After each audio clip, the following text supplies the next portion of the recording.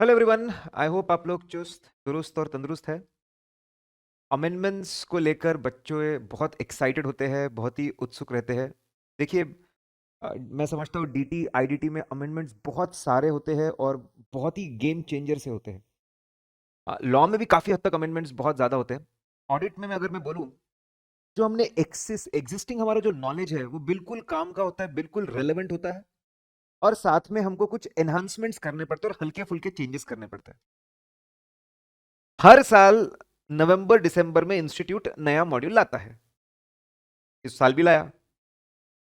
और वो मॉड्यूल जब बदलता है तो उसकी वजह से कुछ चेंजेस होते हैं।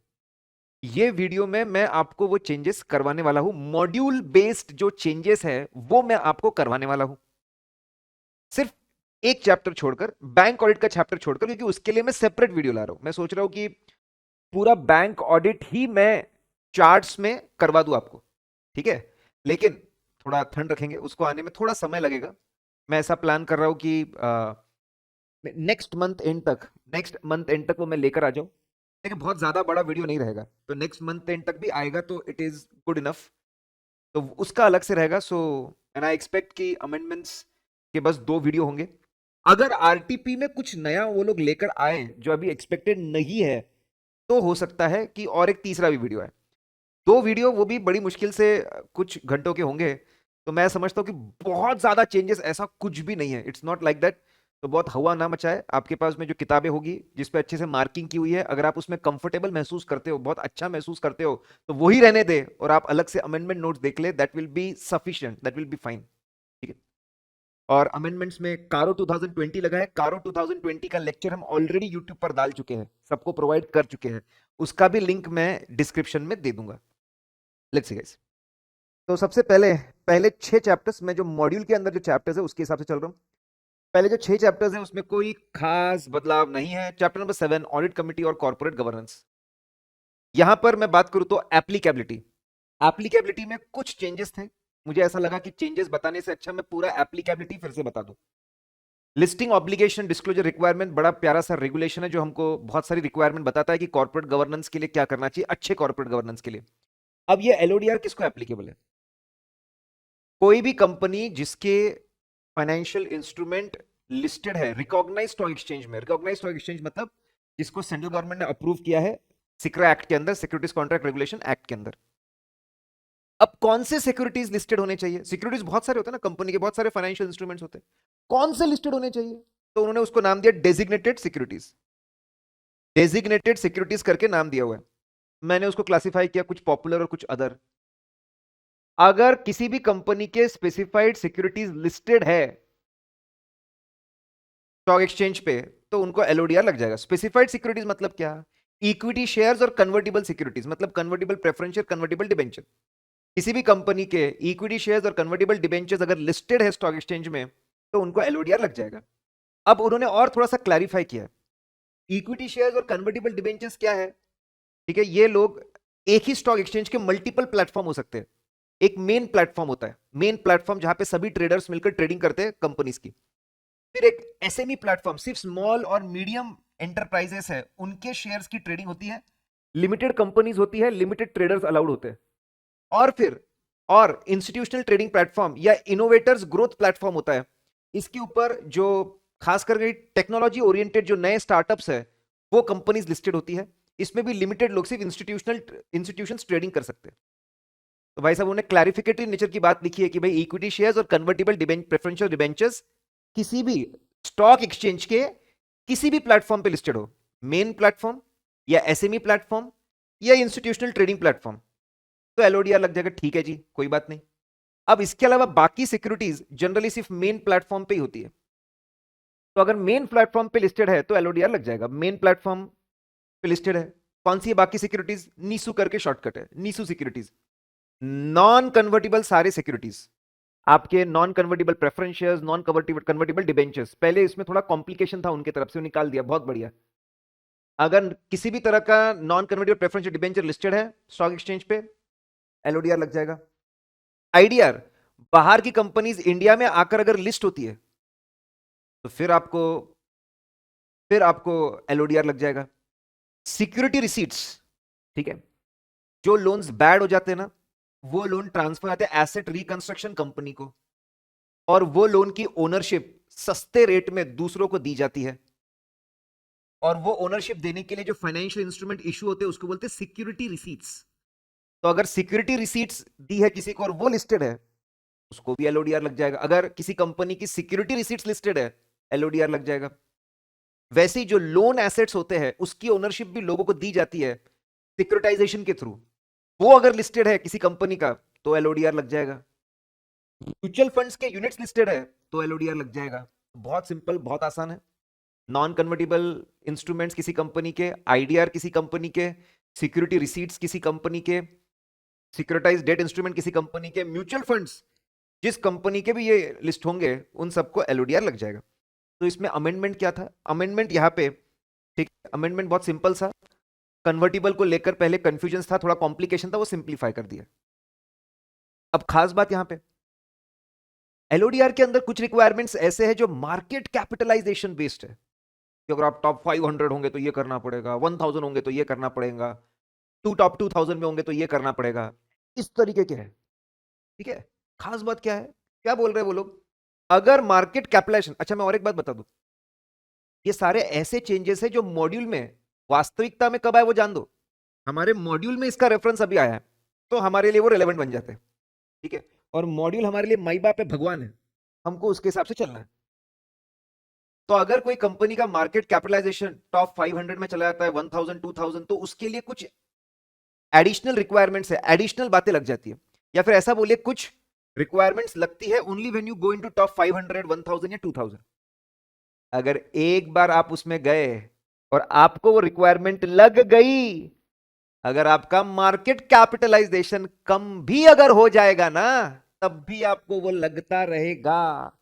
ये खास बात है और बहुत ही बढ़िया बात है। ये खास बात है, ये एमसीक्यू में, छोटे मोटे केस स्टडी में आ सकता है। इंटरेस्टिंग, वेरी इंटरेस्टिंग कि भाई एलओडीआर एक बार लग गया, मार्केट बेस्ड रिक्वायरमेंट्स एक बार लग गई तो हमेशा लगती रहेगी। फिर इसके बाद अगर हम लोग बात करते हैं हाई वैल्यू डेट इंस्ट्रूमेंट्स, हाँ ये और एक नई बात हुई है, थोड़ा सा मैं ज्ञान आप लोगों को बांट दूं। एलओडीआर ना चैप्टर्स में बटा हुआ है, और एक एक चैप्टर है। अगर आपके इक्विटी शेयर्स लिस्टेड होंगे तो आपको ये चैप्टर लग जाएगा, अगर आपके डेट इंस्ट्रूमेंट लिस्टेड है तो ये लग जाएगा, अगर आप आईडीआर हो तो ये लग जाएगा, म्यूचुअल फंड हो तो ये लग जाएगा। किस तरह के फाइनेंशियल इंस्ट्रूमेंट्स आपके लिस्टेड है उस तरह के रिक्वायरमेंट्स है। तो उसके अंदर चैप्टर 4 ऑफ एलओडीआर, चैप्टर 4 है एलओडीआर का, उसमें रेगुलेशन 15 to 48 है। ठीक है, और ये लगते हैं,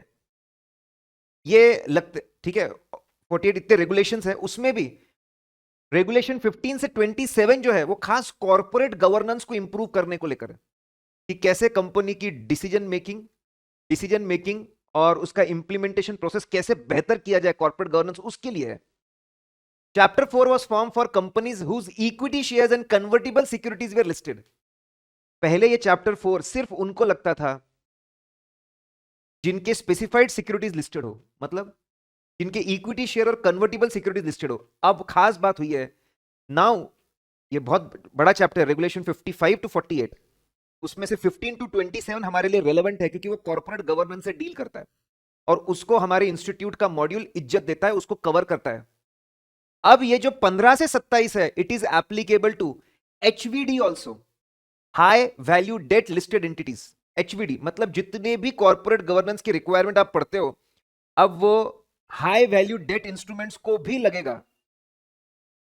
ठीक है, एज इट इज लगेगा जब तक कुछ और नहीं बताया जाता। तो जितनी भी कॉर्पोरेट गवर्नेंस रिक्वायरमेंट है, इक्विटी लिस्टेड है तो भी लग जाएगा, कन्वर्टिबल लिस्टेड है तो भी लग जाएगा, और अगर high value debt entity, sir ये हाई वैल्यू डेट एंटिटी क्या होता है? किसी भी कंपनी को हाई वैल्यू डेट एंटिटी बोला जाएगा अगर पिछले साल एज ऑन 31 मार्च उसके 500 करोड़ या उससे ज्यादा डिबेंचर्स डेट अगर उसका लिस्टेड है। तो अगर 500 करोड़ या उससे ज्यादा आपके डिबेंचर्स मार्केट में लिस्टेड, तो आप हाई वैल्यू डेट, तो बेसिकली जो बड़े लेवल पर मार्केट से डेट के थ्रू पैसा उठा रहे, उनका भी कॉर्पोरेट गवर्नेंस से भी इंप्रूव करना चाहता है, उनको भी सारे कॉर्पोरेट गवर्नेंस की रिक्वायरमेंट लगा दिए। ये बड़ी प्यारी चीज है। और उसमें खास बात, इसको भी, ये भी अगर एक बार लग जाता है, आप हाई वैल्यू डेट इंस्ट्रूमेंट्स थे, एक बार लग गया, अब आपका डेट का लेवल अगर कम भी हो जाए तो भी आपको ये रिक्वायरमेंट लगते रहेंगे। अरे भाई, एक बार पिंजरे में आए और आपको पकड़ लिया गया है, ठीक है, तो बहुत ही खास बात है भाई। Now, role of audit committee. देखिए, हमने बहुत प्यारे फाड़ू चार्ट्स बनाए हैं, उसमें role of audit committee cover किया है।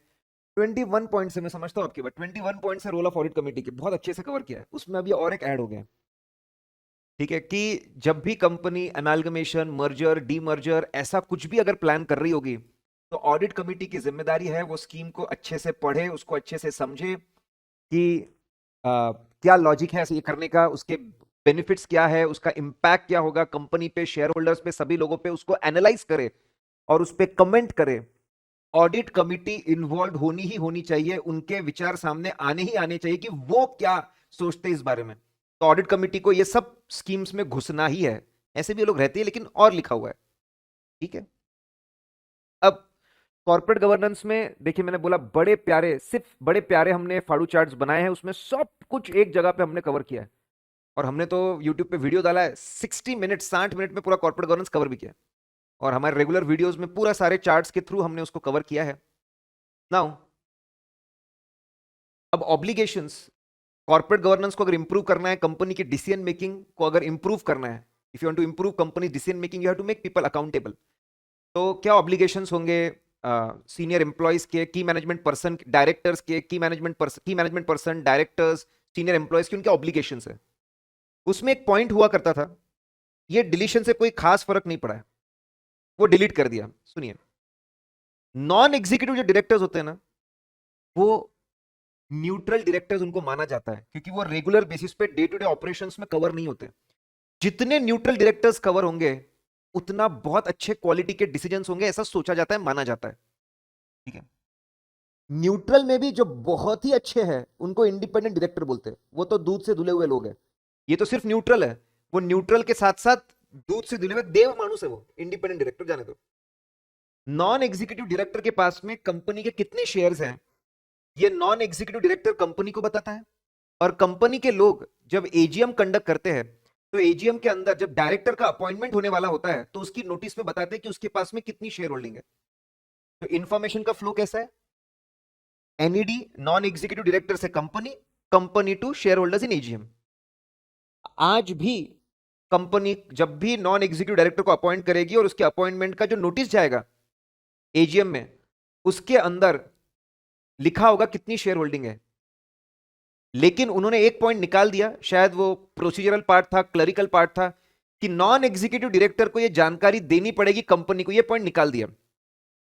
शायद वो प्रोसीजरल इसको समझते हैं, क्लरिकल इसको समझते हैं कि कोई खास नहीं है, वो तो ऐसे भी दे देगा, अंडरस्टूड है, या फिर ये जानकारी तो हमारे कंपनी का शेयर होल्डर रजिस्टर देख के ही निकाल लेंगे, जो भी रीजन होंगे। अब वो ऑब्लिगेशन उन्होंने रिमूव कर दिया। फिर उसके बाद में और चेंज किया है। आप सबको पता होगा, कॉर्पोरेट गवर्नेंस में एक रिक्वायरमेंट है कि एक डायरेक्टर मैक्सिमम कितने कमिटीज में मेंबर हो सकता है, और मैक्सिमम कितने कमिटीज में चेयरमैन हो सकता है। 10 और 5 की लिमिट है। और उसके अंदर खास लिखा हुआ, जितनी भी पब्लिक कंपनीज के अंदर आप हो मेंबर या चेयरमैन कमिटीज का, वो काउंट होता है, वो काउंट होता है। उसमें भी 2 कमिटी सिर्फ, ऑडिट कमिटी और स्टेक होल्डर कमिटी, ये पढ़ा हुआ होगा आपका। उसमें उन्होंने क्लैरिफिकेशन लिखा है, प्राइवेट कंपनी में कुछ भी रहो will not be counted, section 8 में कुछ भी रहो will not be counted, foreign company में कुछ भी रहो विल नॉट बी काउंटेड। अब उन्होंने एक और जोड़ दिया, हाई वैल्यू डेट कंपनी में कुछ भी रहो विल नॉट बी काउंटेड। तो सिर्फ पब्लिक कंपनी के कमिटीज में अगर आप इन्वॉल्व हो तो उसकी काउंटिंग होगी, ठीक है। हाँ, ये नई चीज है, D&O इंश्योरेंस, जो कंपनी को गवर्न कर रहे, दिशा दिखा रहे, बड़े बड़े डिसीजंस ले रहे कंपनी के, निष्पक्ष होकर, ऐसे कॉर्पोरेट गवर्नेंस टीम का आपने ख्याल रखना चाहिए। कैसा आप लोगों ने ख्याल रखना चाहिए? तो बहुत आसान है ख्याल रखना, इट्स वेरी सिंपल। बोले काम करिए, आप उनके लिए ना इंश्योरेंस, आप उनके लिए इंश्योरेंस लीजिए, ऐसा मैंडेटरी है। अब ये रिक्वायरमेंट पहले से थी, उसका रेफरेंस मॉड्यूल में आया, आधा अधूरा, हमने पूरा लिया। टॉप 500 लिस्टेड एंटिटीज को मार्केट कैपिटलाइजेशन के हिसाब से as on 31 March of last financial year अपने डायरेक्टर्स और अपने ऑफिसर्स के लिए खास इंश्योरेंस लेना चाहिए। Undertake directors and office insurance for all their, उसमें भी उन्होंने स्पेसिफिकली लिखा है for all their independent directors, जो निष्पक्ष न्यूट्रल लोग हैं इंडिपेंडेंट डायरेक्टर्स के लिए आपने डायरेक्ट एंड ऑफिस इंश्योरेंस लेना चाहिए। इंश्योरेंस कितने वैल्यू का होगा, क्या टर्म्स एंड कंडीशंस होंगी, ये सब कुछ बोर्ड ऑफ डायरेक्टर्स तय करेंगे उसके हिसाब से। ये पहले से था, ये पहले से था, it was already there module में। आज भी ये इतना पोर्शन कवर्ड नहीं है, हमको लेना पड़ा क्योंकि मॉड्यूल में सिर्फ क्या कवर्ड है कि हाई वैल्यू डेट लिस्टेड जो एंटिटी है उनको भी ये डायरेक्टर एंड ऑफिसर इंश्योरेंस लेना पड़ेगा for its independent directors for such sum assured as decided by directors. Okay, तो बात समझिए। टॉप 500 वालों को भी लेना पड़ेगा और हाई वैल्यू डेट वालों को भी लेना पड़ेगा। दोनों को अपने इंडिपेंडेंट डायरेक्टर्स के लिए खास इंश्योरेंस लेना है, ठीक है। फिर सभी इंडिपेंडेंट डायरेक्टर्स को कम से कम साल में एक बार एक मीटिंग ऐसी हो, कम से कम हर साल एक मीटिंग होनी चाहिए जिसमें सिर्फ इंडिपेंडेंट डायरेक्टर्स की मीटिंग हो without presence of other members of the management. कम से कम साल में एक बार मीटिंग होनी चाहिए सभी इंडिपेंडेंट डायरेक्टर की जिसमें बाकी कोई दूसरे लोग ना हो। इंडिपेंडेंट डायरेक्टर्स का भी आपस में बॉन्डिंग मिले, वो भी आपस में मिले जुले बिचिंग करे दूसरों के बारे में, उसके बारे में बातचीत करे, बराबर। इसमें कोशिश करनी चाहिए सभी इंडिपेंडेंट डायरेक्टर्स ने प्रेजेंट रहने की। तो ये ऑब्लिगेशन में आप ऐसा मान के चलिए, कुछ ऑब्लिगेशन डिलीट कर दिए, कुछ क्लैरिफिकेटरी नेचर है। मेरे हिसाब से मुद्दे की बात है इंश्योरेंस की बात, और इंडिपेंडेंट डायरेक्टर्स को मिलना चाहिए बस वो खास। फिर कॉर्पोरेट गवर्नेंस में ना सब्सिडरीज के ऊपर पूरा कंट्रोल होना चाहिए कंपनी का। सब्सिडरीज के ऊपर पूरा कंट्रोल होना चाहिए कंपनीज का। इसीलिए कुछ बातें लिखी हुई है, उसमें एक बात ऐसी लिखी है जो आपको शायद याद होगी कि अगर कोई मटेरियल सब्सिडरी है जो 20% उससे ज्यादा कंट्रीब्यूट कर रही है आपके प्रॉफिट्स, आपके नेटवर्थ में, इतनी बड़ी कंपनी है, अगर उसकी शेयर होल्डिंग आपको कम करनी है, शेयर होल्डिंग अगर आपको कम करनी है, अगर आपको 50% से नीचे लेके जाना है, भैया बहुत बड़ी चीज है, सब्सिडरी के ऊपर का कंट्रोल छोड़ रहे हो आप। स्पेशल रेजोल्यूशन पास करवाना पड़ता है उसके लिए, स्पेशल रेजोल्यूशन। अभी भी सब कुछ वैसा ही है, सिर्फ वर्डिंग्स को उन्होंने ठीक किया है। पहले वर्डिंग ऐसी थी अगर लेस देन 50%, अब उन्होंने बोला लेस देन और इक्वल टू 50%। हम सब जानते हैं 50% से ऊपर हो तो सब्सिडरी है, 50% से ऊपर हो तो सब्सिडरी है, 50% पे सब्सिडरी खत्म और लेस देन 50% तो पक्का खत्म। तो अगर आपको सब्सिडरी का रिलेशनशिप खत्म करना है, 50% पे जाना है या लेस देन 50% जाना है, तो स्पेशल रेजोल्यूशन लगेगा। पहले सिर्फ ऐसा लिखा था लेस देन 50% जाना है तो स्पेशल रेजोल्यूशन, अब उन्होंने दोनों कवर कर लिया। 50% या उससे नीचे जाना है, मतलब आप कंट्रोल छोड़ रहे हो, इन शॉर्ट अगर आप कंट्रोल छोड़ रहे हो तो आपको स्पेशल रेजोल्यूशन पास करना पड़ेगा। सेक्रेटरी ऑडिट सभी लिस्टेड कंपनीज को और उनकी मटेरियल अनलिस्टेड सब्सिडरीज को, सभी लोगों को सेक्रेटरी ऑडिट करवाना है। तो पहले भी था, नया क्या है? नया है सेक्रेटरियल कंप्लायंस रिपोर्ट भी लगेगी। अरे तेरी सर, ये क्या है? क्या कंपनी ने सभी लॉज रूल्स रेगुलेशन को अच्छे से फॉलो किया, इसकी चेकिंग करना, इसकी सेक्रेटरियल ऑडिट रिपोर्ट बनाना और एनुअल रिपोर्ट में इसको इंक्लूड करके सभी शेयर होल्डर्स तक पहुंचाना। करेक्ट? कंपनी सेक्रेटरी करेगा, ये रिक्वायरमेंट पहले भी थी। सभी लिस्टेड एंटिटीज को और उनकी मटेरियल अनलिस्टेड एंटिटीज को अपना सेक्रेटरियल ऑडिट करवाना पड़ेगा और उसकी रिपोर्ट एनुअल रिपोर्ट में इंक्लूड होगी और सभी शेयर होल्डर्स तक जाएगी कि सारे लॉज रूल्स रेगुलेशन का कंप्लायंस ये लोग बराबर करते कि नहीं करते। अब एक नया फंडा, सेक्रेटरियल कंप्लायंस रिपोर्ट भी लगेगी। अरे, और ये कंप्लायंस रिपोर्ट लगेगी, ये भी बनानी पड़ेगी, ये भी बनानी पड़ेगी और ये भी भेजनी पड़ेगी। सर दोनों में फर्क क्या है? सेक्रेटरियल ऑडिट रिपोर्ट और secretarial compliance report. Secretary audit report में हम सभी लॉज रूल्स रेगुलेशन का कंप्लायंस चेक करते हैं। सेक्रेटरियल कंप्लायंस रिपोर्ट में सिर्फ और सिर्फ सेबी एक्ट और उसके रेगुलेशंस, उसके अंदर आने वाले चीजों कंप्लायंस चेक करना है। ओके, सेक्रेटरियल ऑडिट रिपोर्ट का दायरा बड़ा है, कंप्लायंस रिपोर्ट का दायरा कम है। और सेक्रेटरियल ऑडिट रिपोर्ट को चेकिंग करने को बहुत टाइम मिलता है, पूरा साल भर मिलता है, और एनुअल रिपोर्ट के साथ भेजना है। तो सेक्रेटरियल ऑडिट में बहुत सारी चीजें चेक होती है, बहुत सारा टाइम मिलता है, और शेयर होल्डर को भेजना पड़ता है। कंप्लायंस रिपोर्ट में लिमिटेड चीजें चेक हो रही है, सिर्फ सेबी एक्ट, सिर्फ उसके regulation. 60 days from the end of the financial year आपको ये भेजना है स्टॉक एक्सचेंज को। टाइम भी कम है और भेजना किसको है? स्टॉक एक्सचेंज को आपको भेजना है। खास बात है। और खास बात, ये दोनों कौन करेगा? प्रैक्टिसिंग कंपनी सेक्रेटरी करेंगे। सेक्रेटरियल ऑडिट रिपोर्ट में तो साफ साफ लिखा था प्रैक्टिसिंग कंपनी सेक्रेटरी करेगा। कंप्लायंस रिपोर्ट में कुछ लिखा नहीं था, लेकिन अंडरस्टूड है ये बात। दोनों एक ही साथ लिखे हुए, एक ही रेगुलेशन में ऊपर नीचे लिखे हुए कि ये भी प्रैक्टिसिंग कंपनी सेक्रेटरी करेगा। उनको भी करने दो यार, ऐसा मत करो। तो बेसिकली रिपोर्ट की वैल्यू होती है टाइम। कुछ चीजें जल्दी पता चलनी चाहिए स्टॉक एक्सचेंज को। इसीलिए कोटक कमिटी ने ये बोला कि यार सेबी रेगुलेशन का कंप्लायंस ना साल खत्म होने के 60 दिनों के अंदर स्टॉक एक्सचेंज को दे दो, बाकी चीजें होती रहेगी। ठीक है जी। रिस्क मैनेजमेंट कमिटी, यार रिस्क के पीछे पूरी दुनिया दीवानी है। जो कंपनीज रिस्क मैनेज नहीं करती खत्म हो जाती है, तो उसी को लेकर इन्होंने बोला हुआ है। बहुत सिंपल सिंपल बात है। सबसे पहले तो रिस्क मैनेजमेंट कमिटी की रिक्वायरमेंट किसको लगी? टॉप 1000 लिस्टेड एंटिटीज, जिनका पिछले साल 31 मार्च मार्केट कैपिटलाइजेशन के हिसाब से अगर टॉप 1000 वाले जो लोग हैं उनको मैंडेटरी कर दिया है। और मुझे तो ऐसा लगता है ऐसे भी सबने रिस्क मैनेजमेंट के बारे में सोच के चलना चाहिए, भाई तुम्हारे साथ क्या क्या बुरा हो सकता है लाइफ में। कॉन्स्टिट्यूशन कौन बनाएगा? कॉमन सेंस से बोर्ड ऑफ डायरेक्टर्स बनाएंगे, लेकिन मिनिमम 3 मेंबर्स, कम से कम 3 लोग हो। ठीक है, बोर्ड ऑफ डायरेक्टर्स में कम से कम मेजॉरिटी बोर्ड ऑफ डायरेक्टर्स, मतलब डायरेक्टर्स के अलावा बाकी लोग भी हो सकते हैं। ये खास बात है। जनरली कमिटीज में सिर्फ डायरेक्टर्स होते हैं, यस, लेकिन यहां पे डायरेक्टर्स के अलावा कुछ और लोग भी हो सकते हैं। और कम से कम एक इंडिपेंडेंट डायरेक्टर तो होना ही होना चाहिए। उसमें भी अगर सुपेरियर राइट इक्विटी शेयर है, ये आप जानते होंगे, अगर डिविडेंड डिविडेंड के राइट ज्यादा है, वोटिंग के राइट ज्यादा है, तो फिर two third of the committee should be having independent directors. एकदम रिक्वायरमेंट बढ़ जाती है। ठीक है। और फिर चेयरपर्सन की अगर बात करें, तो वो भाई साहब shall be member of the board of directors.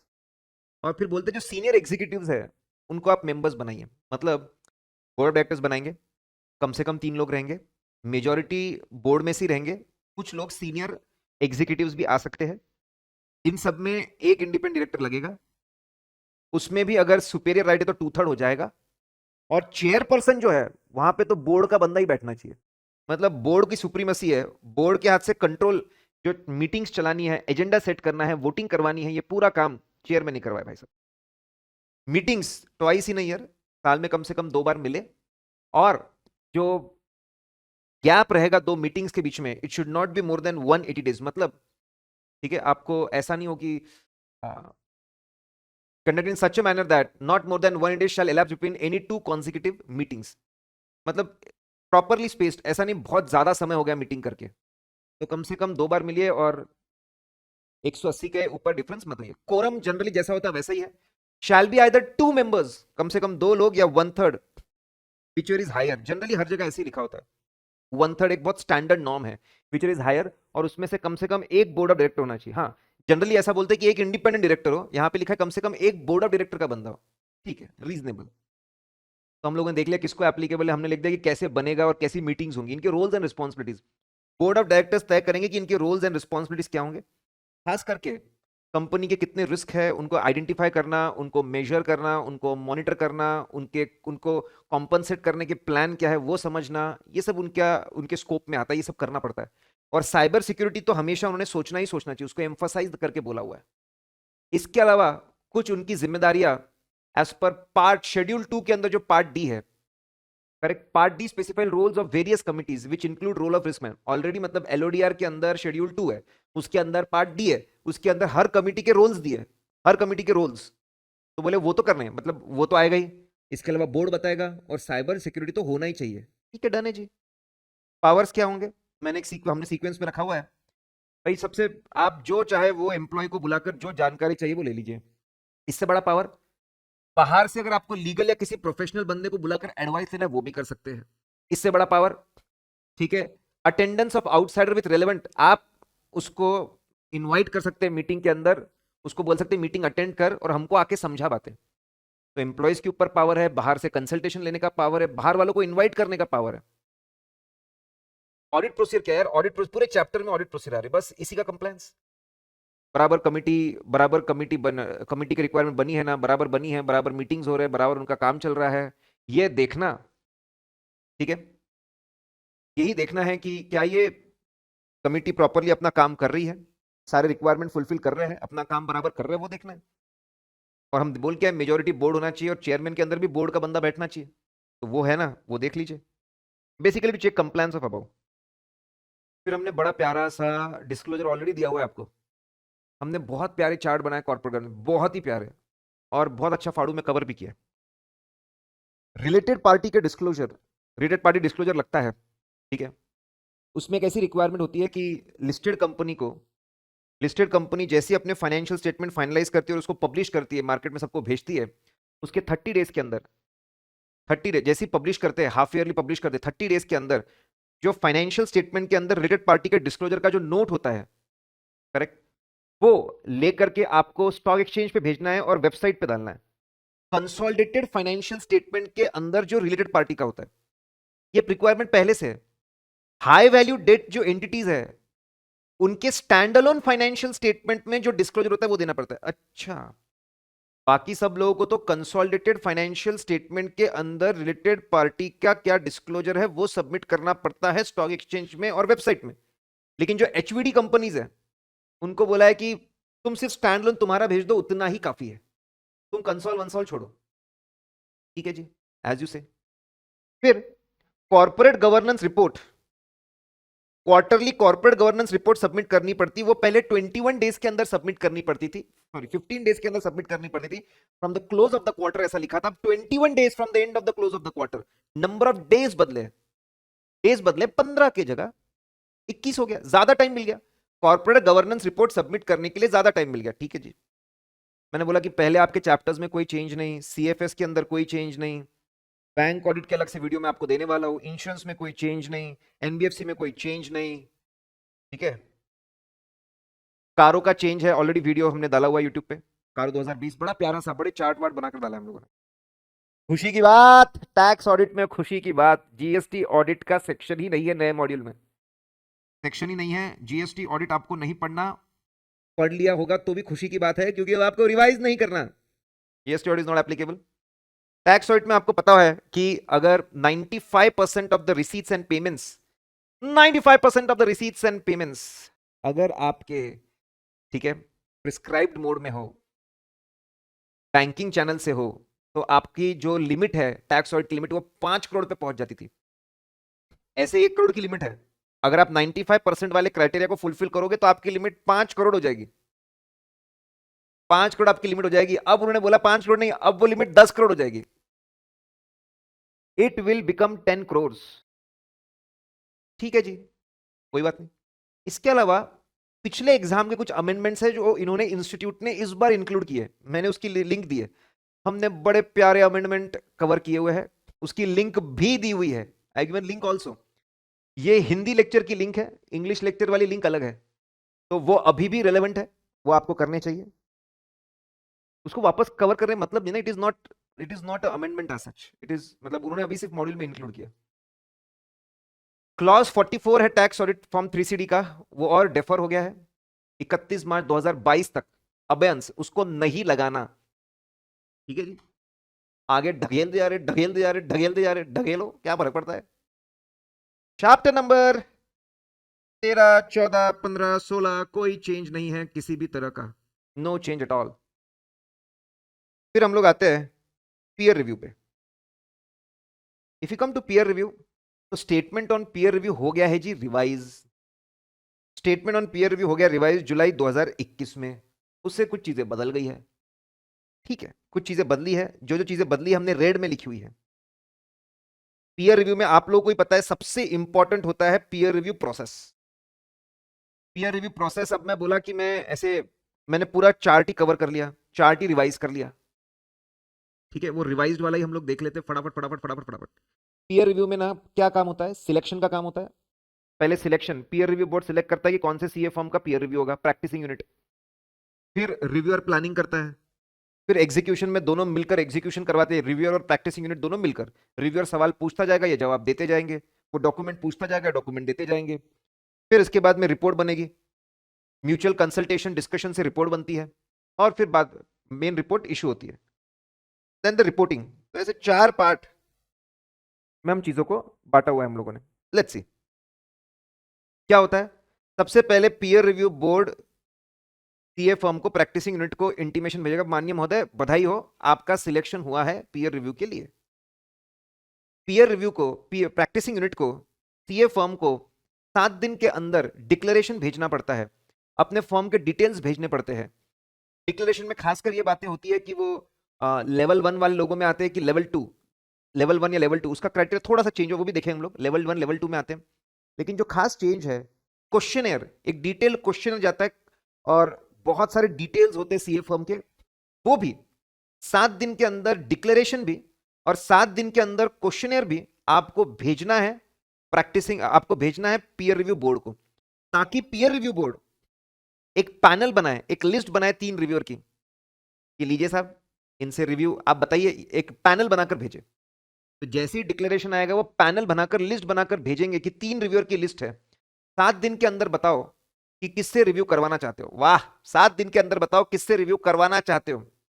हमारे मॉड्यूल में ये कवर नहीं किया है, लेकिन सिर्फ नॉलेज के लिए बता दूं।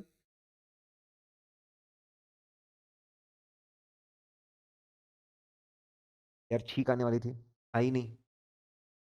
ठीक है, तो 7 दिन के अंदर, 7 दिन के अंदर आपको बताना है कि किससे रिव्यू करवाना चाहते हो। उसमें भी अगर आपको पसंद नहीं ना, तो बोलो पूरा पैनल, रीजन लिख के भेजो, नया पैनल भेजो, तो नया पैनल भी भेजते। हमारे मॉड्यूल में कवर नहीं किया, इसलिए हमने भी यहाँ कवर नहीं किया। मॉड्यूल में जितना है उतना हमको पढ़ना है भाई। फिर पीआरबी 7 दिन के अंदर रिव्यूअर से कंसेंट लेगा, भाई साहब you are ready to get, you are ready to peer review, कोई प्रॉब्लम तो नहीं है, डन। ये सिलेक्शन प्रोसेस हुआ। इन्फॉर्म करेंगे 7 दिन के अंदर डिक्लेरेशन, हम लिस्ट भेजेंगे। और वो टाइम किसको दिया है? दूसरों को, पीयर रिव्यू बोर्ड को थोड़ी टाइम रहता है। इन्फॉर्म किया, 7 दिन के अंदर डिक्लेरेशन भेजो। फिर तुमको पैनल भेजेंगे, 7 दिन के अंदर नाम भेजो। फिर अगर उसने हाँ बोल दिया, तो रिव्यूअर से कंफर्म करो तू रेडी है ना। 21 दिन तो इसी में चले गए सिलेक्शन में।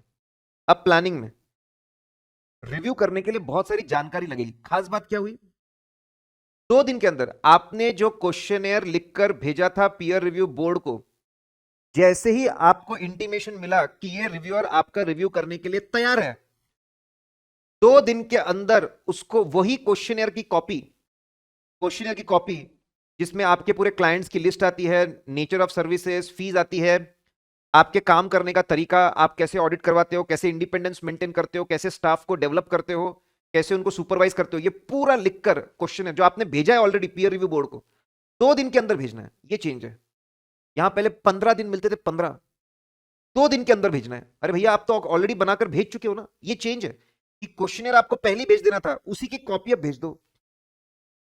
आपके अगेंस्ट सीए फर्म, उसके पार्टनर, उसके असिस्टेंट्स के अगेंस्ट जितने भी केसेस पेंडिंग है पिछले 3 साल में, 3 years preceding the period of review, मतलब पीयर रिव्यू 3 साल के असाइनमेंट्स का होता है, उससे पिछले 3 साल, मतलब लगभग 6 साल के अंदर आपके अगेंस्ट जितने भी पेंडिंग केसेस है थे, आज तक जितने भी पेंडिंग केसेस थे by regulatory authorities and everyone, वो सब भेजो। तो आपको 2 दिन के अंदर क्वेश्चनर और प्रोसीडिंग्स की डिटेल्स, इसके अलावा रिव्यूअर मुझे मांगा वो, भाई साहब इन्फॉर्मेशन मिलेगी, पढ़ेगा, सीए फर्म की पूरी जानकारी लेगा, कितने बड़े लोग हैं, कितने क्लाइंट्स एंड सो। इसके अलावा पीयर रिव्यू बोर्ड इन यूडिन डायरेक्टरेट करके जो अथॉरिटी है, उनसे डेटा मंगवाएगा कि ये सीए फर्म और इनके पार्टनर्स ने क्या क्या साइन किया है, उसके डिटेल्स हमको दो, वो भी रिव्यूअर को मिलेगा। ओहो, तो सीए फर्म से भी जानकारी मिलती है और यूडिन के थ्रू भी जानकारी आती है। मिलने के बाद हम कितने असाइनमेंट्स रिव्यू करेंगे, हम इनिशियली हम क्या सोच रहे हैं, कितने असाइनमेंट्स रिव्यू करेंगे, नंबर ऑफ डेज बदले, नंबर ऑफ डेज में काफी चेंज है। 7 दिन, 7 दिन के अंदर बताना पड़ेगा कि हम आपके 7 डेज, जैसे ही पूरी डिटेल्स आ जाएंगे, 2 दिन के अंदर डिटेल्स मिलते ना, मिलने के बाद 7 दिन के अंदर बताना है कि हम आपके कौन से असाइनमेंट के डॉक्यूमेंट्स देखना चाहते हैं, उसका इनिशियल सैंपल। ठीक है, और खास बात, एक कॉपी सीए फर्म को भेजेंगे और एक कॉपी पीयर रिव्यू बोर्ड को, हमको भी बता, ये नया है। ये नया है। एक कॉपी पीयर रिव्यू बोर्ड को भी भेज, हमको भी बता तेरा इनिशियल सैंपल क्या है, ठीक है। फिर आप इन्फॉर्म कर दोगे, और इन्फॉर्म करने के बाद बस अगले दिन पहुंच जाना, ऐसा नहीं है। इन्फॉर्म करने के बाद कम से कम सामने वाले को 5 दिन का समय देना डॉक्यूमेंट्स को रेडी करने के लिए। जाके देखना पड़ेगा ना, 7 दिन 5 दिन का समय दो। और ध्यान रखना ये भी चेंज हुआ है, पहले 90 दिन था, 60 डेज। प्रैक्टिसिंग यूनिट को इंटीमेट करने से 60 डेज के अंदर पूरा खत्म हो जाना चाहिए। बहुत फटाफट काम करना है, इसे हलाल होके बैठ नहीं सकते, खटाखट खटाखट सब खत्म करना है। सिलेक्शन हो गया, प्लानिंग हो गई, जानकारी मिल गई, सीए फर्म से जानकारी मिल गई, यूडिन से, सामने वाले को बता भी दिया कि इतने इतने असाइनमेंट हम आके देखने वाले हैं, 60 दिन में कंप्लीट। फिर एग्जीक्यूशन में सामने वाला CA firm, reviewer CA firm के साइट पे जाएगा, उसको ऑफिस में जाएगा, उसको बोलते हैं ऑन साइट रिव्यू। इसमें भी चेंज है, पहले 7 से 15 दिन हुआ करते थे, अब सिर्फ 7 दिन। 7 दिन के अंदर रिव्यू खत्म करना है, 7 दिन के अंदर रिव्यू खत्म करना है। उसमें पहले जाके आपका जनरल कंट्रोल देखेंगे, जनरल कंट्रोल्स। भाई आपको आपकी फर्म चलाने के, आपकी फर्म को चलाने के आपके प्रोसीजर, प्रिंसिपल्स, प्रोसीजर्स क्या है जिससे आप फर्म को चलाते हो, फर्म को कंट्रोल में रखते हो अपने। आप लोगों को रिक्रूट कैसे करते हो, रिक्रूटमेंट होने के बाद में उनको स्टैंडर्ड्स और स्किल्स की ट्रेनिंग कैसे देते हो, कैसे उनको समझाते हो कि इंडिपेंडेंट रहना जरूरी है, जब वो काम करते हुए अटकते हैं तो उनको कंसल्टेशन कैसे प्रोवाइड करते हो, आपके लोग एक्सपर्ट्स की लिस्ट बनी हुई है क्या। और जो नॉन ऑडिट वर्क होता है, मतलब फर्म में जितने एम्प्लॉयज है उनका एचआर वाला काम, उनका अटेंडेंस, उनका सैलरी पूरा, ठीक है, ऑफिस को मेंटेन करने वाला काम, बिलिंग वाला काम, रिकवरी वाला काम, ऑफिस एडमिनिस्ट्रेशन के सिस्टम कैसा है। तो पहले ये 4 चीजें तो आप बोल सकते हो ऑडिट वाली है, ठीक है, लाइन से पहले रिक्रूटमेंट, फिर ट्रेनिंग्स, फिर इंडिपेंडेंस, कंसल्टेशन, और उसके बाद में ऑफिस एडमिनिस्ट्रेशन। फिर हमने इनिशियल तो सैंपल साइज भेज दिया था कि हम लगभग 25 असाइनमेंट के डॉक्यूमेंट देखने आते, बहुत हो गया 25 बोल दिया मैंने, बहुत ज्यादा हो 25। लेकिन हम लोग इसको बदल भी सकते, एक बार भेज दिया तो भेज दिया ऐसा नहीं। असाइनमेंट पे जाने के बाद, लोगों से मिलने के बाद, जनरल कंट्रोल्स देखने के बाद हम इस लिस्ट को कम ज्यादा कर सकते हैं फाइनल सैंपल को। कौन से फैक्टर्स ध्यान में रखने होंगे, कितनी बड़ी फर्म है, कितनी बड़ी फर्म है, कितना बिलिंग है फर्म का, कितनी बड़ी फर्म है वो देखना पड़ेगा, कितने अलग अलग नेचर की सर्विसेज, अलग अलग इंडस्ट्रीज में अलग अलग अश्योरेंस सर्विसेज, कितने partners, size size of the firm, nature of services, partners, members, कितने लोकेशन, ब्रांचेस, साइज से रिलेटेड पॉइंट्स है, कितनी बड़ी फर्म है उससे रिलेटेड पॉइंट्स है। फिर इनके ऑडिट करने के quality control standards, quality controls कैसे है, मतलब ऑडिट करने की मेथोडोलॉजी कैसी है, ऑडिट की क्वालिटी मेंटेन करने का सिस्टम कैसा है। अच्छा होगा तो कम सिलेक्शन करेंगे, ज्यादा होगा मतलब खराब होगा तो ज्यादा सिलेक्शन। मेथोडोलॉजी क्या है, ऑटोमेटिक मतलब ये कंप्यूटर बेस्ड चेकिंग करते हैं, मैनुअल करते हैं। फीस कलेक्शन कितनी है, कितनी बड़ी फर्म्स है, काम करने का तरीका क्या है, उसके ऊपर से हो सकता है 25 से 40 हो जाए, हो सकता है 25 से 20 हो जाए, आपका कुछ चेंजेस हो जाए। क्या 2 तरीके होते हैं रिकॉर्ड्स को देखने के, जैसे ऑडिट में भी ना 2 तरीके होते हैं, टेस्ट ऑफ कंट्रोल्स और substantive procedure. Test of control और सब्सटैंटिव प्रोसीजर करके 2 तरीके हैं, करेक्ट। आप कहीं पे टेस्ट ऑफ कंट्रोल ज्यादा लगाते हो, कहीं पे सब्सटैंटिव, ऐसा होता है। यहां पर भी 2 अप्रोच है, या तो आप रिव्यू करते वक्त अगर आपको लगता है कि इनका internal control system of doing the audit, basically audit quality control system इनका अगर बहुत अच्छा है, बहुत प्यारा है, वेल डिफाइंड सिस्टम है, फ्लो चार्ट्स है, ट्रेनिंग है, सब उसको समझते हैं, उसको फॉलो करते हैं, if it is really good to ensure all technical, professional and ethical standard, TPES standards जो है उसके कंप्लायंस के लिए बड़ा प्यारा क्वालिटी कंट्रोल सिस्टम है इनका। बहुत अच्छा इन्होंने तरीका बना के रखा है इंटरनल कंट्रोल्स को समझने का, टेस्ट करने का, उसके बाद सब्सटैंटिव टेस्ट परफॉर्म करने का, फाइनेंशियल स्टेटमेंट का प्रेजेंटेशन चेक करने का, डिस्कशन करके ऑडिट रिपोर्ट का ओपिनियन कंक्लूजन बनाने का, रिपोर्ट बनाने का, और अश्योरेंस रिकॉर्ड्स का मेंटेनेंस भी अच्छा रखते हैं लोग। अगर इनका बड़ा प्यारा सा क्वालिटी कंट्रोल सिस्टम है इन चीजों को लेकर, तो आप सिस्टम चेकिंग में ज्यादा एफर्ट्स लगाओ, सिस्टम बराबर ना चेक करने में ज्यादा एफर्ट्स लगाओ, अगर है तो दिल खुश हो जाएगा। एक्चुअल असाइनमेंट्स के इश्यूज में आप थोड़ा कम फोकस कर सकते हो। दूसरा अप्रोच है यार इनका सिस्टम विस्टम नहीं, बस सीधा वर्किंग पेपर्स उठा, हर असाइनमेंट में सिग्निफिकेंट मैटर्स कौन से थे, बड़े बड़े मैटर्स कौन से थे, उसको इन्होंने बराबर टेक्निकल प्रोफेशनल एथिकल स्टैंडर्ड्स के सारे सिग्निफिकेंट मैटर्स, बड़ी बड़ी रिस्क, सिग्निफिकेंट रिस्क, फिर डेफिशिएंसीज, मटेरियल मिसस्टेटमेंट्स, सब इन्होंने बराबर मैनेज किया ना, बस वो चेक करके खत्म कर। रिपोर्टिंग, रिपोर्टिंग में 4 ही स्टेप्स। पहले आपको इनका ऑडिट करने का क्वालिटी कंट्रोल सिस्टम कितना अच्छा है, is it good enough to ensure compliance of all technical professional ethical standards, वो बताना पड़ता है। ये हेडिंग्स में आपको बताना पड़ेगा, ये हेडिंग्स में आपको रिपोर्ट बनानी पड़ेगी, ठीक है, कि आपको बताना पड़ेगा डिटेल्स में। और ये हम पढ़कर आए, स्टाफ रिक्रूटमेंट के इनके सिस्टम्स कितने अच्छे हैं उस पर कमेंट, फिर ये ट्रेनिंग वाला काम कितना अच्छा करते हैं, इंडिपेंडेंस कैसे मेंटेन करवाते हैं, आउटसाइड कंसल्टेशन, ऑफिस एडमिनिस्ट्रेशन, ये हेडिंग्स में रिपोर्ट देनी पड़ती है, whether these things are good और बैड। अगर डेफिशिएंसीज निकल रही है सिस्टम्स के अंदर, इनके ऑडिट करने के अंदर, तो प्रिलिमिनरी रिपोर्ट देनी पड़ती है। If system procedure deficient, non compliant, बेकार है, यहां पर भी रिव्यूअर, अगर चीजें बेकार निकल रही है तभी प्रिलिमिनरी रिपोर्ट बनती है, नहीं तो नहीं बनती है। Practising unit shall within, preliminary report तभी बनती है, बिल्कुल सही। पीयू को 5 दिनों के अंदर सबमिशन, नंबर ऑफ डेज बदले, कम कर दिए नंबर ऑफ डेज, 5 दिनों के अंदर अपना जवाब देना पड़ता है। हमने बोला भाई साहब आप स्ट्रेटेजी बराबर नहीं बनाते, प्लान बराबर नहीं बनाते, रिटर्न रिप्रेजेंटेशन बराबर नहीं देते, 5 दिन के अंदर जवाब देना है। फाइनल रिपोर्ट, रिप्लाई मिलने के बाद अगर हम सेटिस्फाइड है, अरे यार हमसे गलतफहमी हो गई, ये तो बहुत अच्छा काम करते हैं, तो प्रिलिमिनरी रिपोर्ट क्या थी हमारी, फाइनल रिपोर्ट कि हम सेटिस्फाइड है, everything is fine. Preliminary report क्या थी हमारी, उनका जवाब क्या था, वो सेटिस्फाइड नहीं तो लिखेंगे वी आर नॉट सेटिस्फाइड। और यहां पर भी प्रिलिमिनरी रिपोर्ट क्या थी और उनका जवाब क्या था। बेसिकली दोनों में, एक में हम सेटिस्फाइड रिपोर्ट देते हैं, दूसरे में डिससेटिस्फाइड रिपोर्ट देते हैं, दोनों में प्रिलिमिनरी रिपोर्ट और उनका जवाब आता है। अगर चीजें बराबर नहीं है तो उनको 1 साल का टाइम देते हैं कि भाई 1 साल, लगभग 1 साल के बाद आएंगे और जितने मुद्दे हैं वो ठीक करो, हम फॉलो ऑन रिव्यू करेंगे। तब भी नहीं किया ना तो फिर तुमको पनिश करने के बारे में सोचेंगे। इतना लीनियंट है पीयर रिव्यू, इमीडिएटली पनिश तो करता ही नहीं, 1 साल देंगे सुधरने का।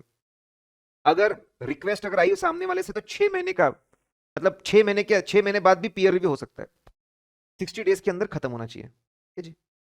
एप्लीकेबिलिटी में चेंज है, लेवल 1 लेवल 2 पहले भी थे, अभी लेवल 1 में चेंज किया उन्होंने, लेवल 1 लेवल 2 में बहुत simple, I made BCP plan, business continuity plan for level 1। अगर आप आई फॉर इंडियस, अगर किसी एंटिटी को, अगर कोई एंटिटी इंडियस के हिसाब से, बड़ी कंपनीज करते हैं, इंडियस के हिसाब से अगर फाइनेंशियल स्टेटमेंट बना रही है, उसका ऑडिट कर रहे हो आप, इतने बड़े लोग हो आप, उसका स्टैट्यूटरी ऑडिट कर रहे हो, level 1। BCP, B for banks या इंश्योरेंस कंपनी के आप सेंट्रल स्टैट्यूटरी ऑडिटर हो, स्टैट्यूटरी सेंट्रल ऑडिटर हो, ठीक है। और अगर अलग से ब्रांच ऑडिटर थे ही नहीं, आप मेन ऑडिटर हो, अगर आप सेंट्रल स्टैट्यूटरी ऑडिटर हो बैंक या इंश्योरेंस के, लेवल 1। फिर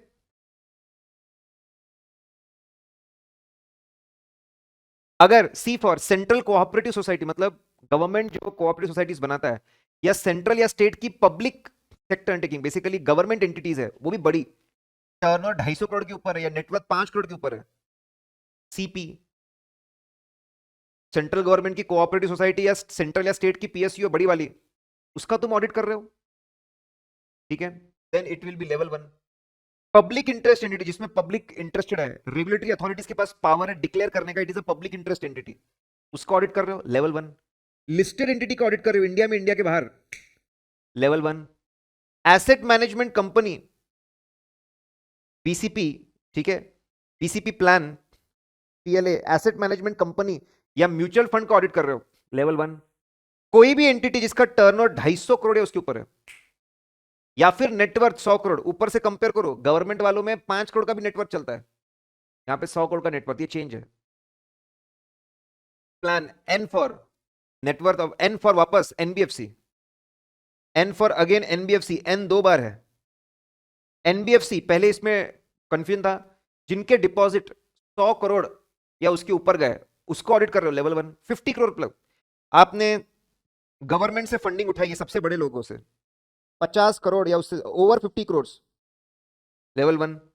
अगर आपने बैंक से पैसा उठाया है, अगर आपने फंड उठाया है बैंक से, लेवल 1। पब्लिक से उठाया, लेवल 1।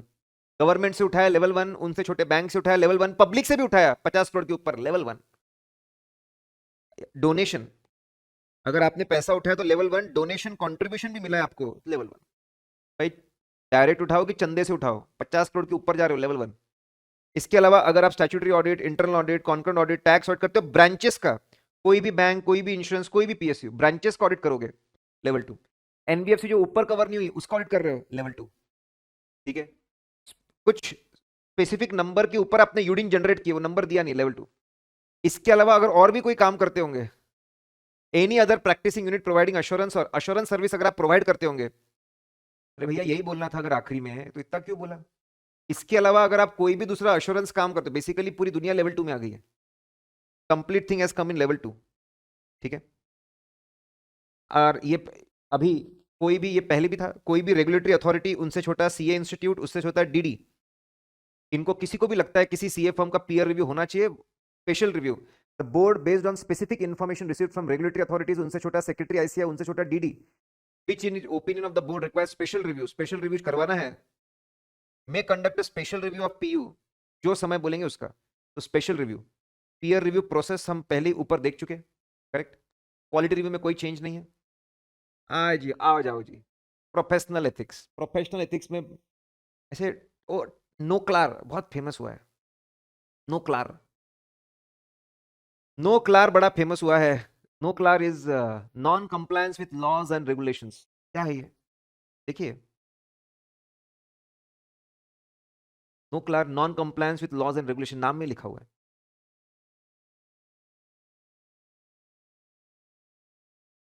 नया कोड ऑफ एथिक्स आया प्रोफेशनल एथिक्स में, ठीक है, new code of ethics has come up, उससे बहुत भारी चेंजेस नहीं हुए, कुछ चेंजेस हुए। मैं पूरी कोशिश कर रहा हूँ कि प्रोफेशनल एथिक्स के भी चार्ट्स बनाकर आपको, बस फाड़ू में वो कवर्ड नहीं है। आप ऑडिट गुरु टेलीग्राम चैनल पे आप रहिए, ठीक है, तो वहाँ पे आपको मिल जाएंगे सारे। नया कोड ऑफ एथिक्स आया, लेकिन हमारे कोर्स में बहुत लिमिटेड, बहुत बहुत लिमिटेड चीज़ें उन्होंने कवर की है, बहुत ही लिमिटेड चीज़ें। वो कोड ऑफ एथिक्स में एक बात लिखी है कि अगर कोई चार्ट अकाउंटेंट, जिसको प्रोफेशनल अकाउंटेंट बोलते बार बार, इंटरनेशनल कोड ऑफ एथिक्स का कॉपी है वो, इसलिए वहां पे बार बार प्रोफेशनल अकाउंटेंट लिखा हुआ है। अगर कोई चार्ट अकाउंटेंट किसी क्लाइंट का ऑडिट कर रहा है, या फिर अपने एम्प्लॉयर के लिए जॉब कर रहा है, while providing services to the client, या फिर अपने कोई सर्विस दे रहा है क्लाइंट को, या फिर अपने एम्प्लॉयर के लिए काम कर रहा है, उस दौरान अगर वो, उसको अगर ऐसा लगता है कि कोई नॉन कंप्लायंस ऑफ लॉ हुआ है, क्लाइंट प्लेस पर या अपने एम्प्लॉयर प्लेस पर, कहीं पर भी, क्लाइंट प्लेस पर या अपने एम्प्लॉयर के यहां पे ऐसा लग रहा है कि नॉन कंप्लायंस हुआ है, या फिर सस्पेक्टेड नॉन कंप्लायंस है, या फिर ऐसा लग रहा है कि नॉन कंप्लायंस कमिट होने वाला है, या तो हो चुका है, या तो सस्पेक्टेड है, या तो होने वाला है, तो मैं तो बोलूंगा अगर ऐसा लगता है कि नॉन कंप्लायंस होने वाला है, या तो सस्पेक्टेड है, या तो हो चुका है, अगर ऐसा कुछ है, क्लाइंट खुद, एम्प्लॉयर खुद, या फिर यहां पे काम करने वाले टीसीडब्ल्यूजी, दोस्त चार्ज विद गवर्नेंस, उनसे छोटे मैनेजमेंट या उनसे छोटे एम्प्लॉइज, कोई भी लोग हो,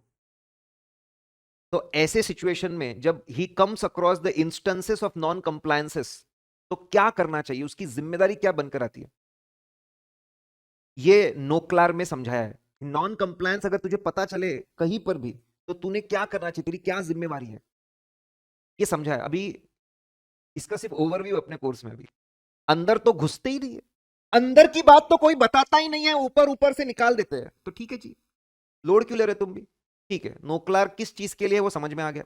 नॉन कंप्लायंस मतलब क्या, जब लॉ में दी बातों को ओमिट किया जाता है, उसके अगेंस्ट जाया जाता है, इंटेंशनली अनइंटेंशनली उसके अगेंस्ट जाते हैं, तो उसको हम लोग बोलते हैं नॉन कंप्लायंस। ये तो बचपन से सीख रहे हैं, लॉ में जैसा लिखा है वैसा आप नहीं कर रहे हो, या तो ओमिट कर दे रहे हो, या कमीशन है, या उसके अगेंस्ट जा रहे हो डायरेक्टली। और ऐसा कौन कर रहा है, वही ऊपर जो लिस्ट देख कर है, जिस क्लाइंट को सर्विसेज दे रहे हैं वो, या तो एम्प्लॉयर, या तो उनके टीसीडब्ल्यूजी, या तो उनका मैनेजमेंट, या तो उसका एम्प्लॉय। हाँ, तो क्या करना चाहिए नोक्लार हमको बताता है। तो बेसिकली नोक्लार हमारी जिम्मेदारियां क्या बनती है वो बताता है। पर्सनल मिस, अगर कोई कोई बंदा पर्सनल मिसकंडक्ट करता है, मतलब ऑफिशियल वर्क नहीं, पर्सनल पर्सनल मिसकंडक्ट करता है, ठीक है,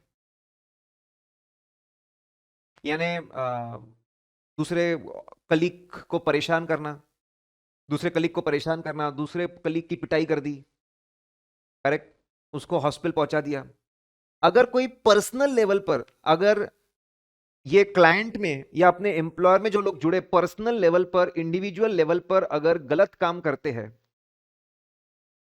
ठीक है, unrelated the business activities of the employing और क्लाइंट या एम्प्लॉइंग ऑर्गेनाइजेशन, पर्सनल लेवल पर अगर कोई गलत काम कर रहा है, उन्होंने ऑफिशियल काम कुछ गलत नहीं किया है, ऑफिशियल ऑफिशियल जो उनका बिजनेस है, ऑफिशियल बिजनेस, ऑफिशियल जो एक्टिविटी, उससे रिलेटेड कुछ नहीं है, दूसरे कलीग का खून कर दिया, इसके ऑफिशियल मैटर से कोई लेना देना नहीं है, मतलब अगर ऐसा है तो पर्सनल मिसकंडक्ट वाली चीजें के बारे में साइलेंट है, उसमें क्या करना नहीं भाई, उसके उसको लेकर नोकलार नहीं है। जो बिजनेस ऑफिशियल मैटर से रिलेटेड नॉन कंप्लायंस है उसके लिए नोकलार है। Examples of the laws, generally किस तरह के लॉज एंटिटी को लगते हैं जो नोकलार में कवर होता है, हम लोगों ने उसको फिर बांटा है, ग्रुप्स में बांटो ना तो लिस्ट पढ़ना आसान हो जाता है। ऐसे लॉज जो फाइनेंशियल क्राइम से रिलेटेड होते हैं, सबसे बड़ा मैं बोलता हूं टेररिज्म, फाइनेंसिंग, मनी लॉन्ड्रिंग, उससे छोटा ब्राइबरी, करप्शन, उससे छोटा इनसाइडर ट्रेडिंग, उससे छोटा, ठीक है, फ्रॉड, उससे छोटा आपके फ्रॉड्स, आपके accounting frauds, financial statement fraud, उससे छोटे आपके टैक्स इवेजन वाले फ्रॉड्स। अगर लॉज है इसके लिए, ये सब चीजों को प्रिवेंट करने के लिए, डिटेक्ट करने के लिए लॉज है, ऐसे लॉज का अगर नॉन कंप्लायंस है, वो ऐसे लॉज का नॉन कंप्लायंस कवर होता है। फिर फाइनेंशियल क्राइम्स के लिए बहुत सारे लॉज है। फिर फाइनेंशियल मैटर्स, फाइनेंशियल प्रोडक्ट्स और सर्विसेज कैसे होनी चाहिए, क्या क्या डिक्लेरेशन होना चाहिए, क्या नहीं होना चाहिए, डेटा प्रोटेक्शन के लॉज, वो भी कवर होते हैं। अदर्स में environmental protection, public health and safety, भाई सोसाइटी पे जिसका इंपैक्ट हो रहा है, जनरली ऐसे सभी लॉज का नॉन कंप्लायंस अगर आता है तो क्या करना, ठीक है। नोकला का ऑब्जेक्टिव क्या है कि भाई आप जब प्रोफेशनल काम कर रहे हो, you may come across actual non compliance, suspected non compliance to be committed, ऐसे तो आप बस आंखें बंद करके भाग जाना, कॉन्फिडेंशियलिटी कॉन्फिडेंशियलिटी कॉन्फिडेंशियलिटी, मैंने कुछ नहीं देखा, मैंने कुछ नहीं किया, ऐसा नहीं चलेगा। अब तक भागेगा भाई चार्ट अकाउंटेंट तू, मैंने कुछ नहीं देखा, मैंने कुछ नहीं किया, मैंने कुछ नहीं देखा, मैंने कुछ नहीं किया, अरे अरे अरे, कुछ तो कर सोसाइटी के लिए, इतना सिर्फ तू ऐसा भागेगा। तो इसीलिए नोकलार बना है कि भाई सिर्फ इग्नोर करके नहीं चलेगा, कॉन्फिडेंशियलिटी ब्रीच नहीं करना, ऐसा नहीं चलेगा, तेरी कुछ जिम्मेदारियां बनती है, वो निभानी पड़ेगी तेरे को। देखो कुछ इंपॉर्टेंट फैक्ट, ये मुझे इंपॉर्टेंट लगता है, आ सकता है, नोकलार आपको ये नहीं बोल रहा है कि नॉन कंप्लायंस की तुम अलग, नॉन कंप्लायंस से रिलेटेड तुम, नॉन कंप्लायंस से रिलेटेड तुम अलग से कोई इन्वेस्टिगेशन करो, आप अलग से कंप्लायंस चेक करो, अलग से ना ना ना, during the course of your professional work, जो भी सर्विस आप क्लाइंट को दे रहे हो, जो भी आप एम्प्लॉयर के लिए काम कर रहे हो, उस दौरान you may come across the instances of suspected, actual या to be committed non compliances. अलग से इन्वेस्टिगेशन करने के लिए नहीं बोलता, अलग से कंप्लायंस चेक करने के लिए नहीं बोलता, अलग से इन्वेस्टिगेशन करने के लिए नहीं बोलता। ऑडिट जब आप काम कर रहे हो आपका प्रोफेशनल, उस दौरान अगर कुछ आता है तो क्या करना है, इसके लिए ऑडिटर को कोई स्पेशल एक्सपर्टीज, पूरे लॉस का पूरा सब सारे लॉस पता होने चाहिए, रूल्स रेगुलेशन पता होने चाहिए, उसका एक्सपर्ट होना चाहिए, ऐसा नहीं। ये सब हम करेंगे तो लॉयर क्या करेगा, कंपनी सेक्रेटरी क्या करेगा। We are not expected to have detail in depth knowledge of laws, rules, regulations. Regular services provide करते वक्त, रेगुलर ऑडिट करते वक्त जितने नॉलेज की जरूरत होती है, उतना नॉलेज हमारे पास में काफी है। हमको किसी को प्रूव नहीं, हमको उतना नॉलेज, एक ओवरव्यू नॉलेज, इंपॉर्टेंट लॉस का नॉलेज काफी है। नॉन कंप्लायंस हो गया, दिख रहा है, सस्पेक्टेड टू बी कमिटेड है, ठीक है, तो आपकी कुछ जिम्मेदारियां बनती है, खास करके सीनियर्स को सबको बताने की। एक्चुअल नॉन कंप्लायंस है कि नहीं, हो तो कोर्ट डिसाइड करेगा ना भाई साहब। मेरे को तो ऐसा लगा कुछ गलत हो रहा है, तो मेरी जिम्मेदारी है कि कुछ लोगों को जाके बता देना चाहिए, सीनियर्स को जाके बता देना चाहिए, तो बता दो। तो अलग से कोई कंप्लायंस चेक करने के लिए नहीं बोलता, इन्वेस्टिगेशन करने के लिए नहीं बोलता, कोई लॉ की एक्सपर्टीज की जरूरत नहीं होती नोकलार को इंप्लीमेंट करने के लिए। कुछ बातें इनकॉन्सिक्वेंशियल, इमटेरियल चीजों पे ध्यान मत दो, पूरी दुनिया पहले से बता रही, तुमको 11th क्लास से पढ़ रहे, पर्सनल मिसकंडक्ट वाली चीजों को भी नहीं लगता, ठीक है, ठीक है। यहां पे ऐसा लिखा हुआ है, जो खास चेंज है अप्रोच में, एटीट्यूड में, नोकलार बोलता है बी वोकल। जब आपको ऐसा पता चलता है तो सीनियर्स को जाके बताओ और अथॉरिटीज को जाकर बताओ। यस, नोकलार बोलता है कि आपने चीजों को अथॉरिटीज को जाकर बताना चाहिए। मतलब नोकलार एक थोड़ा चेंज इन द अप्रोच है। अभी तक के हमारा लिटरेचर ये बोलता था कि आप कभी भी किसी को कुछ मत बोलो till the time it is required by law, जब तक लॉ तुमको मजबूर ना करे चुप बैठो। अब थोड़ा अप्रोच बदल रहा है। अब ये लोग क्या बोल रहे हैं, जब तक लॉ तुमको रिस्ट्रिक्ट नहीं करता, जब तक लॉ तुमको रिस्ट्रिक्ट ना करे, हम जो आपको गाइडेंस दे रहे हैं उसके हिसाब से अथॉरिटीज को बताओ। तो there is a shift in the approach. पहले था ए बोला तो बोलना, नहीं तो नहीं बोलना। अब है बोल, जब तक तेरे को कोई लॉ नहीं रखता बोल। Approach has changed. That's the biggest impact of NOCLAR and I think it is good for the society. बहुत अच्छा है, सोसाइटी के लिए होना ही चाहिए था। ये बहुत एग्जाम में इंपॉर्टेंट है कि नोक्लार और एसे 250 में क्या फर्क है। एसे 250 is applicable only for the audits of historical information. Audit के दौरान अगर आपको नॉन कंप्लायंस के बारे में पता चला तो क्या करना, ये एसे 250 बताता है। आप किसी भी तरह का असाइनमेंट करो, क्लाइंट को किसी भी तरह की सर्विसेज दो, आप क्लाइंट को किसी भी तरह की सर्विसेज दो, अपने एम्प्लॉयर के लिए किसी भी तरह का काम करो, इस दौरान कोई भी suspected NOCLAR, actual NOCLAR, to be committed NOCLAR मिला तो क्या करना। तो असाइनमेंट कवरेज न्यूक्लियर का बहुत ज्यादा है। फिर लॉस कवर्ड, ऐसे 250 तो क्या है, लकीर के फकीर है पूरा। ऐसे लॉज जिसका डायरेक्ट इंपैक्ट है फाइनेंशियल स्टेटमेंट्स पे, ऐसे लॉज जिनका डायरेक्ट इंपैक्ट पहले एंटिटी के ऑपरेशंस पे, एंटिटी के ऑपरेशंस पे जिसका डायरेक्ट इंपैक्ट है, जो फंडामेंटल एंटिटी के ऑपरेशंस को ही बंद करवा सकता है, गोइंग कंसर्न को ही बंद करवा सकता है। इतने जो इंपॉर्टेंट लॉज है, इंडस्ट्री स्पेसिफिक लॉज, बस उस पर ध्यान देने को बात करता है। और ऐसे लॉज जिसका फाइनेंशियल स्टेटमेंट पे, schedule 3, tax laws, labour laws, financial statement, उसके इनकम एक्सपेंस एसेट लायबिलिटी में इंपैक्ट है, बस उस पर ध्यान देने की बात करता है। तो वापस थोड़ी नैरो अप्रोच है। सिर्फ बहुत ही important laws for the entity और बहुत ही important laws for financial statements, सिर्फ उस पर फोकस करता है। उसमें भी इसी पे फोकस करता है, अकाउंटिंग बराबर हुई ना, अकाउंटिंग बराबर हुई ना। नोक्लार बोलता है, उसका बोले अप्रोच बड़ा है। नॉन कंप्लायंस, ठीक है, और आगे बोलता है आप नॉन कंप्लायंस, आप सिर्फ फाइनेंशियल स्टेटमेंट पे इंपैक्ट मत सोचो, फाइनेंशियल नॉन फाइनेंशियल सारे इंपैक्ट सोचो। फाइनेंशियल स्टेटमेंट का इंपैक्ट तो देखना ही है, नॉन फाइनेंशियल भी क्या इंपैक्ट हो रहा है। धंधा बढ़ा नहीं सकते, धंधा कर नहीं सकते, डिसीजन नहीं ले सकते, काम नहीं कर सकते, सब देखो। ऐसे 250 कोई स्टेक होल्डर की बात नहीं करता, बस अकाउंटिंग बराबर है क्या, अकाउंटिंग बराबर है क्या, अकाउंटिंग बराबर है क्या, अकाउंटिंग बराबर है क्या। नोक्लार बोलता है कि सभी स्टेक होल्डर्स पे क्या इंपैक्ट हो रहा है समझो, कंपनी पे क्या इंपैक्ट है, शेयर होल्डर्स पे क्या इंपैक्ट है, क्रेडिटर्स पे क्या इंपैक्ट है, बैंकर्स पे क्या इंपैक्ट है, एम्प्लॉयज पे क्या इंपैक्ट है, ये सब देखो। असाइनमेंट कवरेज ज्यादा है, लॉ कवरेज ज्यादा है, इंपैक्ट सिर्फ फाइनेंशियल स्टेटमेंट नहीं, stakeholders, disclosure to authorities. इसका जो मेन है, as per NOCLAR in exceptional circumstances, मतलब नोक्लार में ऐसा लिखा है, जब कुछ एक्सेप्शनल सर्कमस्टांसेस है, कंपनी के अंदर के बड़े लोग नॉन कंप्लायंस में इन्वॉल्व, अगर ऐसा लगता है, सीधा अथॉरिटी के पास जाओ। It is a drastic change. ऐसे 250 बोलता है हमेशा मैनेजमेंट के पास जाओ, टीसीडब्ल्यूजी के पास जाओ। As per NOCLAR in exceptional circumstances professional accountant might become aware of imminent breach, मतलब कंपनी के बड़े लोग इन्वॉल्व है, of law or regulation that would be substantial harm to investor, having first considered whether it will be appropriate to discuss, the accountant shall, जब professional judgement लाकर सीधा authority के पास जाना चाहिए। बड़ा चेंज है। देखिए बेसिकली पहले सब कुछ लॉ के भरोसे था, लॉ ने बोला तो बोल, लॉ ने बोला तो बोल, लॉ ने बोला तो बोल, बहुत नैरो अप्रोच था, लॉ बोलेगा तो बोलना, लॉ बोले, लॉ का पोपट था पहले। अब बोलता है नोक्लार टू नोक्लार, बोलता है बोल, जब तक लॉ रिस्ट्रिक्ट नहीं करेगा। That is the big change. ये एक बड़ा चेंज इन अप्रोच है जो ऐसे 250 में नहीं है।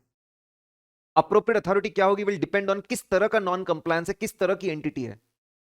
ठीक है, जैसे अगर आरबीआई के रूल्स रेगुलेशन तो आरबीआई हो सकता है, लिस्टेड एंटिटी के रूल्स रेगुलेशन है सेबी हो सकता है, फाइनेंशियल स्टेटमेंट है लिस्टेड एंटिटी के सेबी हो सकता है। तो किस तरह का नॉन कंप्लायंस है, किस लॉ का नॉन कंप्लायंस है, किस तरह की एंटिटी है, उस पर डिपेंड करेगा अप्रोप्रिएट अथॉरिटी कौन होगा। कॉन्फिडेंशियलिटी हम समझते हैं, उसको भी ध्यान में रखकर चले, लेकिन बेसिक अप्रोच बदलिए।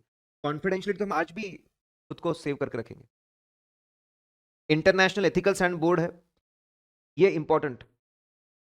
However, in ICI code as of now, institute has restricted applicability to audits of, सबसे इंपॉर्टेंट, लिस्टेड कंपनी के ऑडिट में अगर पता चला तो नोक्लार लगता है।